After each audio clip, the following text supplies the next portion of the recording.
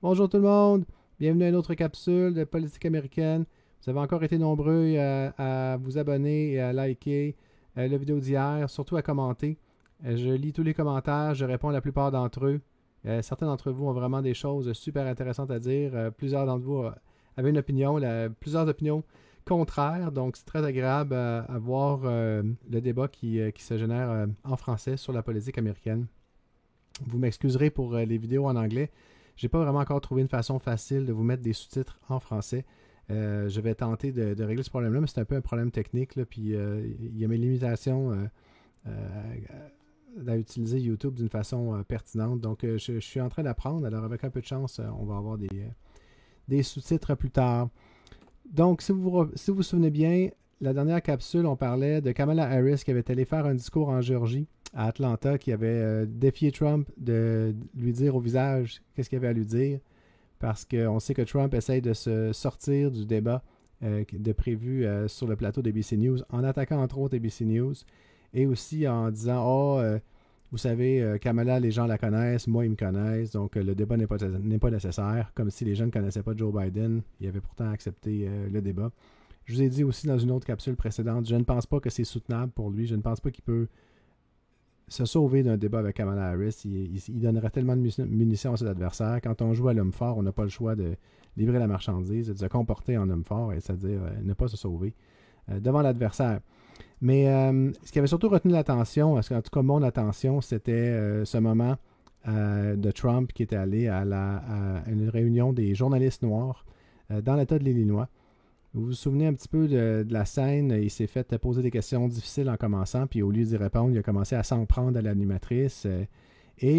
Pour finir par dire qu'il remettait en question le fait que Kamala Harris était noire, parce que, dit-il, elle disait qu'elle était la première femme d'héritage indien à être élue au Sénat, ce qui était vrai.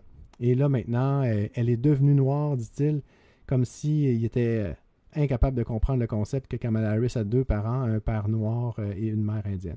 Donc, regrettable comme choix, selon moi, de ligne, mais comme aussi d'autres l'ont dit, Trump n'a pas beaucoup d'angle d'attaque sur Kamala Harris, mais je persiste à croire qu'il ferait bien mieux de trouver des raisons dans le passé de Kamala Harris. Elle a quand même occupé des postes électifs importants, elle a pris des décisions douteuses. Moi, pour ma part, c'est quand la Cour suprême avait ordonné à la Californie de libérer plusieurs prisonniers qui avaient été en prison pour des causes très mineures comme possession simple de drogue ou autre. Et Kamala Harris avait refusé, prétextant que sans prisonniers, la Californie aurait de la difficulté à éteindre les feux de forêt parce qu'on sait que certains prisonniers sont aux travaux forcés. Donc, elle a fait ça, Kamala Harris. C'est un fait, c'est un fait public. Alors, pourquoi ne pas l'attaquer là-dessus? Je pense que ce serait beaucoup plus efficace que de l'attaquer sur le fait qu'elle est noire ou pas. Mais bon, pour un Canadien, c'est très malaisant de parler autant de race, là. C'est pas comme ça qu'on fait de la politique chez nous. C'est vraiment, vraiment malaisant. Mais comme je vous l'ai dit souvent aux États-Unis, c'est vraiment un facteur. Ils sont très ouverts là-dessus, puis ils en parlent. Donc, on en parle aussi, puisque c'est vraiment comme ça que ça marche. Mais vous allez voir qu'aujourd'hui, ça a continué. Donc, les événements dont je vous ai parlé hier, à l'époque, je pensais que c'était intéressant parce que ça nous permettait de faire une petite capsule sur l'importance du vote noir en politique américaine. Mais c'était bel et bien l'événement du jour parce que ça a continué à avoir des effets aujourd'hui. Et on voit ici là, sur le compte de Truth Social de Donald Trump. Je me suis abonné à Truth Social pour pas que vous ayez à le faire. Alors voici aujourd'hui Donald Trump qui retweet ou qui retruth, OK, a partagé, je crois que c'était il y a 9 heures, donc c'est plutôt aujourd'hui, Laura Loomer, qui est une conspirationniste, on peut dire d'extrême droite, qui a déjà tweeté, désolé, je suis en retard à la conférence, tweeté, là, je suis en retard à la conférence parce que j'ai pas trouvé de conducteur de Uber qui n'était pas musulman, qui a publiquement demandé à ce qu'une compagnie de rideshare comme Uber existe sans musulmans.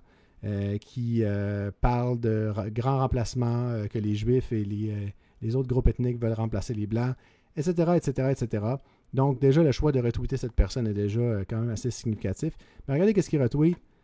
Elle dit, j'ai la copie du certificat de naissance de Kamala Harris et c'est marqué nulle part dessus qu'elle est noire ou africaine. OK? Alors, voici la copie du certificat de naissance de Kamala Harris. Alors, on recommence du côté de Donald Trump à parler du certificat de naissance de son adversaire. Il l'avait fait avec Barack Obama.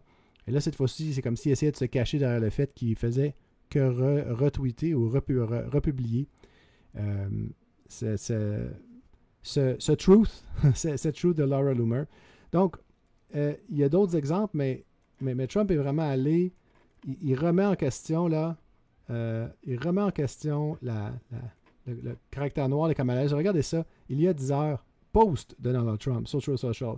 Merci Kamala, des belles photos que vous avez prises il y a plusieurs années. Votre chaleur, amitié et amour de votre héritage indien est très apprécié. Alors, on remet en question, encore une fois, le fait qu'elle soit noire parce qu'elle serait indienne, encore une fois, comme si il était trop confus par la notion de héritage mixte. Donc, Donald Trump essaye de faire un enjeu politique de la nature ethnique, de l'origine ethnique de Kamala Harris. Moi, je suis vraiment pas certain que c'est une bonne stratégie. Encore une fois, Donald Trump, quand il est en avance, peut être discipliné, ne l'est pas toujours, mais être capable de discipliner. Quand il est en retard, pas toujours. Et là, parlant de retard, regardez là, ici, là, élection président, élection générale, nationale, sondage 2004. Alors, c'est la moyenne des sondages, là. Harris est en avance maintenant. 44,9 contre 43,7. Les derniers sondages ici, peut-être que vous allez avoir du mal à les voir, là, mais c'est Harris 46, Trump 44, Harris 49, Trump 45, Harris 45, Trump 43, Harris 50, Trump 48. Trump tire de l'arrière. Trump tire de l'arrière. Et là, je vous rappelle, voici une composition démographique des États-Unis.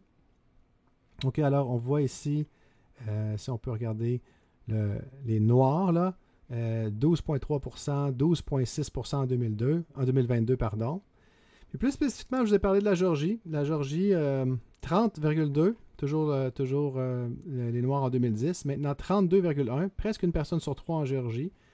Vous allez me dire, c'est quoi, pourquoi vous me parlez de ça? Bien, juste un simple rappel, on revient ici, on s'en va en Géorgie.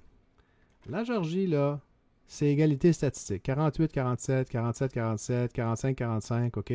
Bon, il y avait des 46-50, il y a un peu avant. Mais là, on est en égalité statistique. Je vous rappelle encore cette carte électorale, OK? Là, les choix que j'ai faits, c'est j'ai mis le Michigan. Le Michigan est plus 10 démocrates présentement.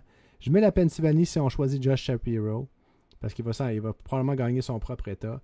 Et avec ces simples ajouts, là, la Virginie a voté démocrate consécutivement depuis 2006, présidence et Sénat. Alors, il n'y a rien d'extraordinaire dans ce que je mets. On est à 260. Le chiffre magique, c'est 270. La Géorgie comporte 16 grands électeurs. C'est assez suffisant pour l'emporter du côté démocrate si on remporte la Géorgie. On revient ici. Géorgie, 32% de Noirs et le score en Géorgie, extrêmement serré. Donc, si Trump était capable de soutirer quelques votes noirs, si Harris est capable de consolider le vote noir, ça peut être vraiment critique. Donc, non seulement Trump a fait des choix que je considère douteux en entrevue, sans prendre à la personne qui le passait en entrevue devant la tribune des journalistes noirs. Des journalistes noirs, donc vraiment pas des gens avec qui on peut en compter. Là, il y a quand même une dose de scepticisme minimum requis pour faire la profession de journaliste. Et donc, il y avait toutes sortes d'opportunités de changer de discours, mais non, il est resté, il a attaqué Kamala Harris sur la question de sa couleur noire à une rencontre de journalistes noirs. Alors, c'est vraiment, vraiment douteux, mais bon, plutôt que juste absorber ce moment et passer à autre chose, comme je vous ai montré, il se met à truther sur la couleur de Kamala Harris comme si il y a quelqu'un qui ça allait changer leur opinion. Puis j'ai vu d'autres personnes poser cette question-là. À qui parlez-vous, M. Trump? À qui parlez-vous? Qui va dire « Ah ben oui, c'est vrai, elle n'est pas vraiment noire, je ne vais pas voter pour elle. » C'est vraiment difficile de comprendre la stratégie qui se passe ici. Puis là, un peu comme un coup de tonnerre, Anthony Scaramucci sur Twitter. Anthony Scaramucci, je ne sais pas si vous vous souvenez, c'est directeur de communication de Trump qui a duré une période de temps extrêmement courte, que maintenant on appelle un Scaramucci qui est en politique. Il me semble que c'est 11 jours. Là. Mais vous mettrez dans les commentaires c'est quoi le bon chiffre, mais je ne vais pas pouvoir m'empêcher de le googler par la suite. Donc, Anthony Scaramucci, aujourd'hui, nous tweet « Not over yet, ce n'est pas encore fini. Trump pourrait quitter la course. Regardez ses sondages baisser et voyons qu'est-ce qui arrive. » Là, je veux vous partager pourquoi est-ce qu'Anthony Scaramucci, aujourd'hui, s'en va dire quelque chose comme ça. J'ai trouvé l'extrait. Je vais vous le faire entendre. Remarquez ici, là, quand vous êtes sur YouTube, là, le closed caption, vous pouvez obtenir quand même les sous-titres quand vous cliquez ici, quand vous regardez YouTube. C'est juste un conseil en général. Ça ne veut pas dire qu'ils vont sortir dans la bonne langue. Malheureusement, ils vont sortir dans la langue d'origine. Mais ça peut aider. Donc, je laisse les sous-titres pour cette vidéo. On regarde ça ensemble un instant. Message. Okay, so listen, you tweeted something that I want to bring up this week, Anthony, which is that you think, and it's making headlines in the States, you think there is a possibility that Donald Trump drops out of the race. Talk to me about that. Donc, elle lui demande simplement, vous pensez que Donald Trump va quitter la course? Dites-nous en plus. Et là, c'est l'explication. Where that thinking comes from and how that would happen. Yeah, well, several insiders that I have spoken. Remember, I still have friends with Trump. I still talk to a lot of U.S. Republican senators. I'm on many of their donor lists. You'll find me there. They're tolerating Trump. They're putting up with Trump because they want to stay in power. But he's not their cup of tea because of the way he handles himself. And some of these people have suggested to me, particularly people, political insiders. Alors, Scaramucci rappelle qu'il est encore ami avec beaucoup de républicains. Qu'il y a des républicains élus, là, des élus républicains qui tolèrent Trump parce qu'il les aide à se faire élire, mais qui n'apprécient pas son style. Et ces gens-là lui suggèrent que sa priorité est de ne pas aller en prison. Because it looks like the Supreme Court's going to give me broad immunity. It looks like I can pardon myself from every bad thing that I've done, and I can play golf, let other people run the country. Sounds like I could bring in all these Project 225ers eventually. They'll run and dismantle the democracy while I'm playing golf. And I'll be free. And I'll probably make a couple $1 billion off the presidency, so I want to do this. Okay, fine. So he's doing it.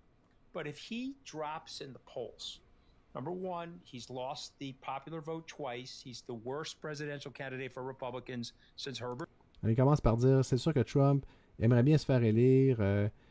Ça ne lui dérange pas de golfer puis de se faire de l'argent en étant président, parce qu'on se rappelle que Trump a golfé un nombre record de jours et est allé à ses propres tournois, à ses propres terrains de golf pour facturer la nation pour un extra, parce que il faut bloquer plusieurs départs et tout ça. Donc, c'est sûr que ça serait sa préférence, mais par contre, s'il commence à perdre puis ça commence à devenir évident qu'il perd. Herbert Hoover lost the House, the Senate, and the presidency. Only two Republicans have done that in 125 years. That's him and Herbert Hoover, Donald Trump and Herbert Hoover. So he does not want to lose to Kamala Harris. Trust me on that. Okay, and if he could figure out a way to cut a deal, and I don't think they pardon him, but could he go to Hochul, governor of New York, Biden, and Brian Kemp, the governor of Georgia, and could he say, hey, I want to be commuted, I have a sentence commutation, I'll plead to something, no jail time for me. He steps out. He could do that. The other thing he could do is he could say, you know what? XYZ is going on. He's always hints at health issues. He could designate, he could kick Vance off the ticket because that's not going to work. He's got negative ratings. We'll talk about Vance in a second. And he could go with Haley and he could go with DeSantis. They would be formidable against Vice President Harris, and whoever her pick is. We'll go into those in a second. But my point is there's paths for him. If he drops in the polls and the predictive markets shoot up and he starts to panic, there's paths for him to get out of the race, blame it on a health issue, cut a deal, and avoid jail. So there are three. Alors voilà, c'est l'argument d'Anthony Scaramucci. Et il dit, en gros, qu'il pourra aller voir les gouverneurs, parce que là, il fait encore face à 3 procès criminels. Il y a 4 techniquement, parce que il a été reconnu coupable, mais il n'a pas encore reçu sa sentence. Mais il reste 3 autres poursuites.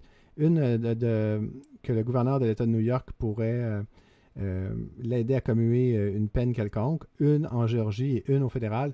Donc, il irait voir les 3 principaux responsables capables de lui de commuer sa peine toute peine qu'il pourrait trouver, faire une espèce d'arrangement, une espèce d'arrangement hors cours avec les procureurs, dire OK, il n'y aura probablement pas de pardon, mais bon, si je plaide à une coupable à une accusation réduite et je sors de la course, moi après ça, je m'enlève les mains, tout est correct. Donc, un peu extrême, mais il dit ça, c'est surtout s'il voit qu'il va perdre, donc ça pourrait être quelque chose qu'il serait tenté de faire.